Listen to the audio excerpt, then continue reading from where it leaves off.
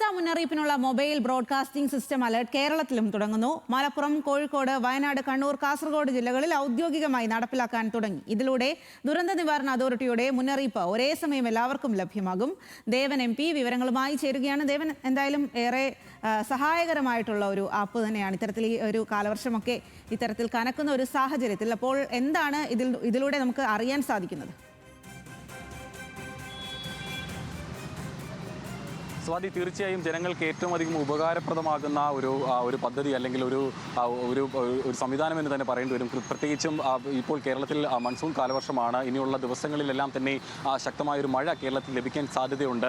മുൻപ് ഇത്തരത്തിലൊരു കാലാവസ്ഥ പ്രതികൂലമാകുന്ന സമയങ്ങളിൽ ദുരന്ത നിവാരണ അതോറിറ്റി നൽകുന്ന മുന്നറിയിപ്പ് സംവിധാനം എന്ന് പറയുന്നത് ഈ പത്രമാസികകളിലൂടെയുള്ള മുന്നറിയിപ്പ് സംവിധാനം നൽകാറുണ്ട്. മാത്രമല്ല മറ്റൊന്ന് മൊബൈൽ ഫോണുകൾ വഴി മെസ്സേജസുകളായി, ടെക്സ്റ്റ് മെസ്സേജസുകളായി ഇത്തരത്തിൽ ഒരു മുന്നറിയിപ്പ് സന്ദേശം എത്തുമായിരുന്നു. പക്ഷേ അതിൻ്റെ ഒരു പോരായ്മ എന്ന് പറയുന്നത് ഒരു പ്രദേശത്തെ മുഴുവൻ ആളുകളിലേക്കും ആ ഒരു മെസ്സേജ് അയക്കുന്ന സമയത്ത് പലപ്പോഴായിട്ടായിരിക്കും ആ ആളുകൾക്ക് ആ ഒരു സന്ദേശം സ്വീകാര്യമാവുക.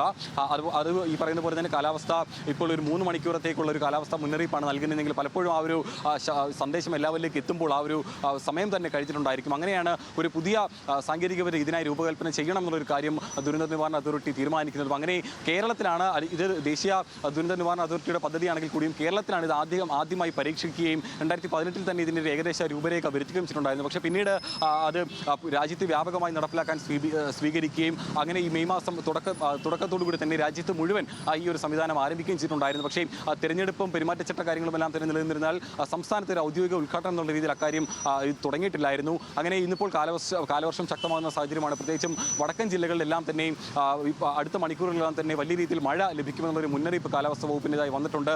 അതുകൊണ്ട് തന്നെയാണ് ഇപ്പോൾ അടിയന്തരമായി ഈ ഒരു സംവിധാനം മൊബൈൽ ആപ്പിലൂടെ ഇത്തരത്തിൽ മഴ എപ്പോൾ വരും അല്ലെങ്കിൽ എത്രമാത്രം തീവ്രമായിരിക്കും എന്നുള്ള കാര്യമൊക്കെ അറിയാൻ സാധിക്കുമെന്നുള്ളത് വലിയ ഉപകാരപ്രദമായിട്ടുള്ള കാര്യമാണ്.